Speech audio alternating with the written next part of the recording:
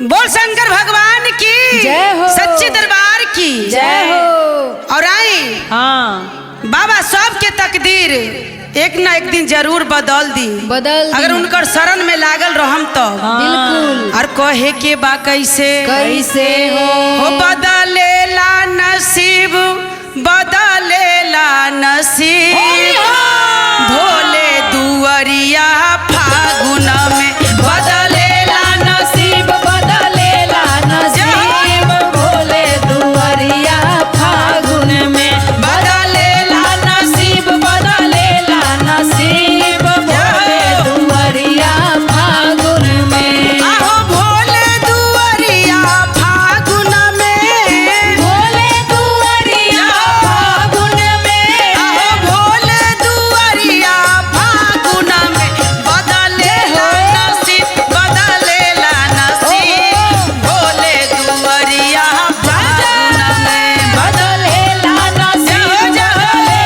नसीब भोले दुआरिया फागुन में बदलेला नसीब बदलेला नसीब भोले दुआरिया फागुन में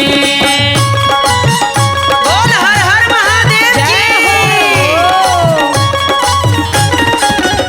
बदलेला नसीब बदलेला नसीब भोले दुआरिया फागुन में बदलेला नसीब बदलेला नसीब भोले दुआरिया फागुन में आई और कैसे कहे कि कैसे? देखी बाबा अगर ताक दी हाँ। तो एक के बार में नसीब बदल जाए बदल जाई। सब उनके हाथ में हो हाँ। और कैसे कहे के कैसे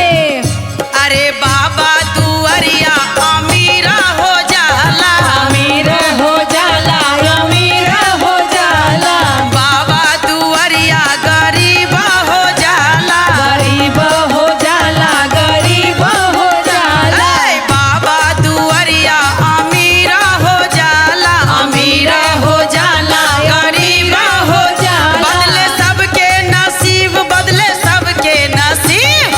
बाबा दुआरिया फागुन में बदलेला नसीब बदलेला नसीब भोला दुआरिया जाओ जाओ क्या बात है बदलेला नसीब बदलेला नसीब बाबा दुआरिया फागुन में जय हो शंकर भगवान की जय बदलेला नसीब बदलेला नसीब बाबा दुआरिया फागुन में बदलेला नसीब बदलेला नसीब बाबा दुआरिया फागुन में और आई हाँ। और देखी हाँ। हमरो शिष्या बहिन के नसीब का वो पलट जाई पलट जाए और कैसे कहे के कैसे? बाबा दुआरिया हो पूनम पांडे जाला पूनम पांडे जाला हो बिना दीदी जाला अरे बाबा दुआरिया कविता हो जाला खुशबू हो जाला सुधा हो जाला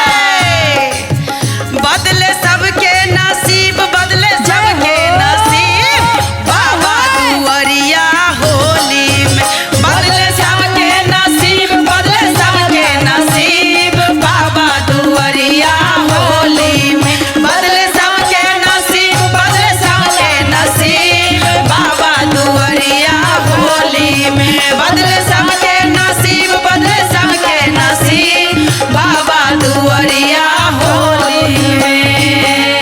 प्रेम से बोले शंकर भगवान की जय हो।